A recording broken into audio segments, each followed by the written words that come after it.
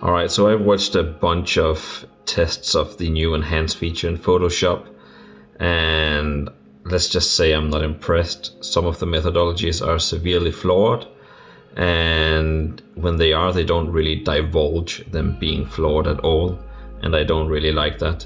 So here is my tests of the upscaling feature in Adobe, and I compare it to the Topaz Gigapixel AI upscaling, and I compare it to a Lightroom Export of the same size, and I compare it to a Photoshop Enlarge 2.0 upscaling, and I compare it to Tony Northrup's weird let's just sharpen the picture and call it a day test.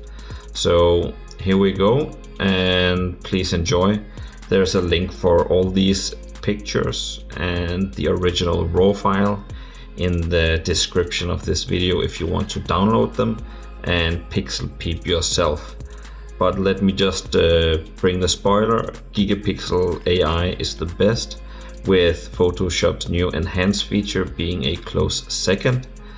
And then the Enlarge 2.0 is pretty good as well. And Lightroom's export upscaling is not as good.